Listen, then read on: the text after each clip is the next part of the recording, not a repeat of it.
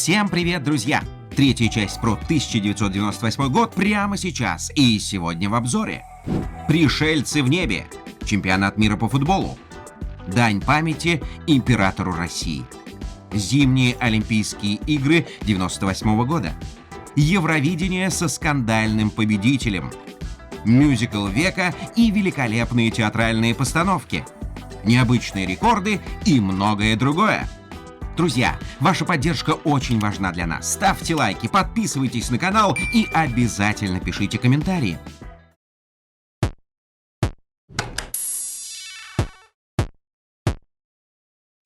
Начнем с фантастического события. 27 марта 1998 года фермер штата Индиана Эдвард Смит вышел из дома посмотреть, из-за чего так надрывалась лаем его собака Джесси, и замер. Над кукурузным полем в вечернем небе висело что-то непонятное и невообразимое. Уфологи США впишут этот день в историю изучения НЛО как одновременное появление в небе Индианы нескольких групп неопознанных летающих объектов. Многочисленные свидетели, видевшие эти непонятные небесные светила, описывают их примерно так. Высоко в небе висели шары круглой формы, рядом с ними располагался большой и длинный светящийся овал, а по бокам свисали спирали с мерцающими точками. Одни утверждают, что это оптические иллюзии, другие, что это атмосферные явления. Но многие ученые уверены, существует то, что люди в силу отсутствия знаний пока не могут объяснить. И недавно рассекреченные архивы Центрального разведывательного управления США тому подтверждение. Как еще объяснить тот факт, что наличие объектов в небе подтвердилось специальной техникой, радарами, инфракрасными волнами, системой обнаружения целей?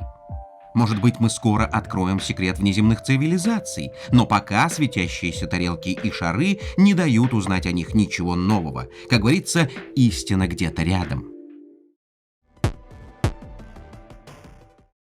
Трудным вопросом озадачил и музыкальный конкурс Евровидения. Кто победил, мужчина или женщина? Расскажем подробнее. 1998 год. Англия. Бирмингем. 43-й конкурс популярной музыки Евровидения. В финале побеждает израильская певица Дана Интернешнл с песней «Дива», песней о великих женщинах прошлого, женщинах из истории, мифов и легенд. Мелодия и певица с необычной внешностью западает в душу телезрителям, и они уверенно голосуют за песню и исполнителя. Израиль ликует и празднует победу, но одновременно в стране разгорается скандал. Скандал гендерного характера. Впервые в истории победителем конкурса стал мужчина, который официально сменил пол. Общественность разделилась. Начались жаркие споры, протесты, но для самого конкурса эта шумиха была только на пользу. Шоумены искренне радовались и совсем не скрывали этого. Результат налицо. Песня набирает популярность, сингл транслируют в ротации самые разные страны, а развернувшийся скандал вокруг исполнительницы только повышает градус коммерческой привлекательности проекта по имени Dana International. Продолжим музыкальную тему. Ценители искусства со всего мира в восторге от постановки нового мюзикла «Нотр-Дам-де-Пари» по роману Виктора Гюго «Собор Парижской Богоматери». Премьера состоялась в Париже 16 сентября 1998 года. Колоссальный успех зрелищной постановки по всему миру. Герои мюзикла Горбун Квазимода и красавица Эсмеральда красуются на огромных афишах, в кассах, неописуемый ажиотаж. Музыканты, актеры, декорации великолепны. Без сомнения, можно сказать одно: 1998 год подарил миру один из самых прекрасных мюзиклов мира за всю их историю. Теперь расскажем об исторических рекордах. 7 мая 1998 года на берегах Туманного Альбиона был установлен мировой рекорд. Мировой кулинарный рекорд. Англичане любят вкусно поесть, а кто не любит? Спросите вы, и будете совершенно правы. Самые целеустремленные и терпеливые кулинары собрались в Мелдоне в начале мая и приготовили блюдо весом более 2500 тонн. Англичане остались верны себе, ничего сверхоригинального, только проверенное временем карри, но зато самое большое и тяжелое в мире — 2653 килограмма. Замечено, что люди вообще любят ставить самые разные рекорды, особенно в область кулинарии, чего только не было. Самая большая пицца размером с небольшое озеро, яблочный километровый штрудель и огромная булочка по весу как самосвал.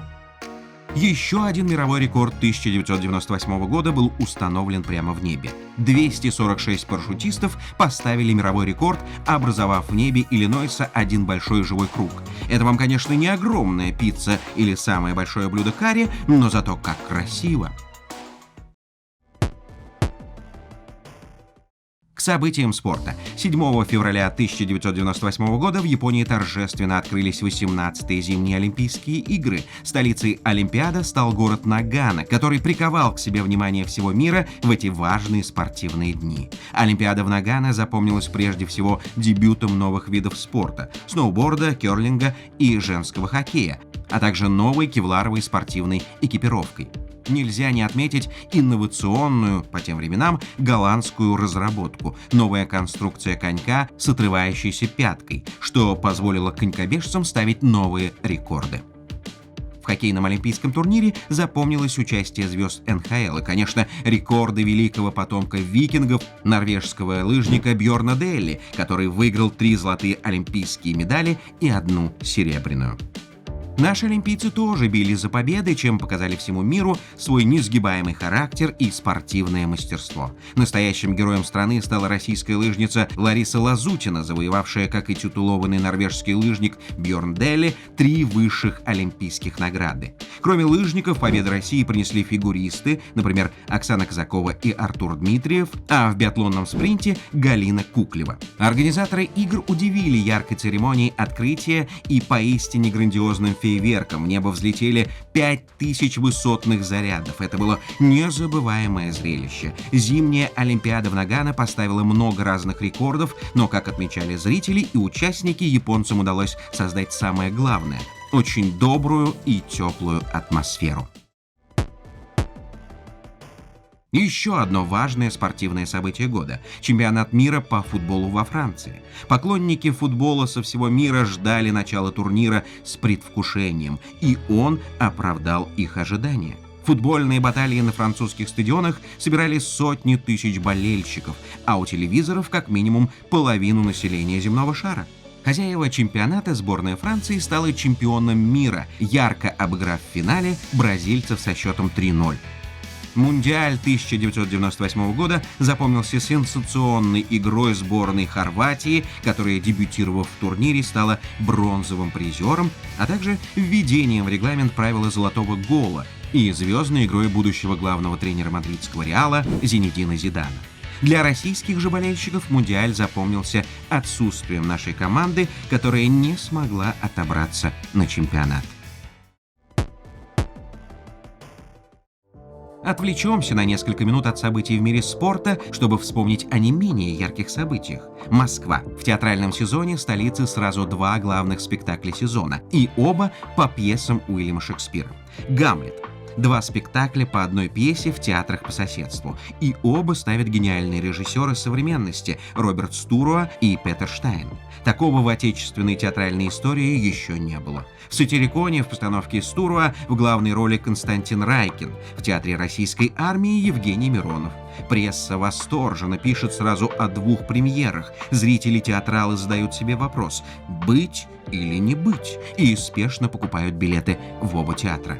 О других театральных событиях этого года можно посмотреть в обзорах по ссылкам в описании, но ясно одно – театральный сезон 1998 года в Москве был действительно необыкновенным, богатым на яркие эмоции и незабываемые впечатления, а зрители жалели только об одном, что он так быстро закончился. Друзья, если вы также встаете перед выбором подписываться или не подписываться на наш канал, то ответ очевиден. Конечно, подписываться, ставить лайки и писать комментарии. Это поможет нам делать все более качественные выпуски и радовать вас захватывающими событиями прошлого. Вернемся к спортивным достижениям. Формула-1 – чемпионат мира по кольцевым гонкам. Автомобильные болиды, мчащиеся на сумасшедших скоростях по извилистым трассам, соревнования бюджетов, команд, механиков, автомобилей, технологий и гонщиков. 1 ноября 1998 года на победный пьедестал Формулы-1 поднялся новый чемпион – финский гонщик Мика Хаккинен. 2 года он будет доминировать на автомобильных трассах, а потом продолжится его грандиозное противостояние с еще одной легендой турнира, немецким гонщиком Михаэлем Шумахером. Но это уже совсем другая история. А пока Мика счастлив. Он шел к титулу тяжело и трудно. По истечению 7 лет упорных тренировок и борьбы, серьезных перегрузок, постоянных работ над ошибками, восстановления после тяжелейшей травмы, полученной на Гран-при Австралии в 1995 году, наконец-то пришла победа, такая заслуженная и долгожданная. 28 сентября 1998 года столица Калмыкии Элиста принимает 33-ю Всемирную шахматную олимпиаду. Для этой цели в степи возвели целый шахматный город и впечатляющий дворец шахмат в форме юрты. Гости и участники олимпиады, гроссмейстеры из 129 стран мира были явно под впечатлением такого великолепия. Чем-то похожую фантастическую шахматную столицу описывал Остап Бендер местным любителям шахмат из Васюков в бессмертном творении Ильфа и Петрова «12 стульев». Так иногда бывает, когда творческий литературный вымысел воплощается в жизнь.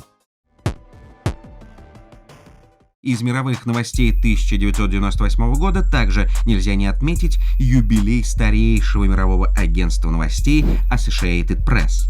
150 лет на рынке свежих и оперативных новостей. Это уже огромное достижение, и есть чему удивиться. Горячие новости – это товар, который хорошо продается. Основанное в мае 1846 года в Нью-Йорке, агентство превратилось в мировую медиакомпанию, и она до сих пор успешно торгует быстрыми и свежими новостями со всего мира. Важные события в России. 1 июля 1998 года указом президента страны Бориса Ельцина восстановлен орден Андрея Первозванного. Самая ранняя российская государственная награда, учрежденная еще Петром I, обрела новую жизнь. Первым кавалером ордена стал историк, филолог, выдающийся культуролог Дмитрий Лихачев. Он получил этот орден с формулировкой «за выдающийся вклад в развитие отечественной культуры». С 1998 года и поныне этим орденом награждают за исключительные заслуги перед Россией. В этот год в стране произошло еще одно историческое событие. В Петропавловском соборе Санкт-Петербурга состоялась церемония захоронения останков царской семьи последнего императора России Николая II. Подлинность останков ученые подтвердили еще 6 лет назад, в 1998 году. Многочисленные эксперты лучших мировых лабораторий тоже были едины в своем мнении. Это останки царской семьи. На траурную церемонию приехал первый президент России Борис Ельцин, погребение транслировали по телевидению на всю страну. Россия, наконец, перевернула страницу небытия и забвения, связанную с фамилией Романовых, и обратилась к своему историческому наследию. Теперь подведем итоги и расскажем о следующих выпусках. За эти 3 выпуска про 1998 год мы вспомнили огромное количество невероятных событий, однако пришло время двигаться дальше. Поэтому следующая часть 1998 года будет финальной про этот год и посвящена компьютерным играм, которых вышло в этот год просто невообразимое количество, и многие из них стали признанными хитами. Друзья, ваша поддержка очень важна для нас. Пишите комментарии, ставьте лайк и подписывайтесь на канал. Также вы можете поддержать нас на Patreon и Boosty. Это поможет нам делать все более качественный контент. В описании вы найдете ссылки на другие обзоры, а также наши соцсети. До скорых встреч, друзья!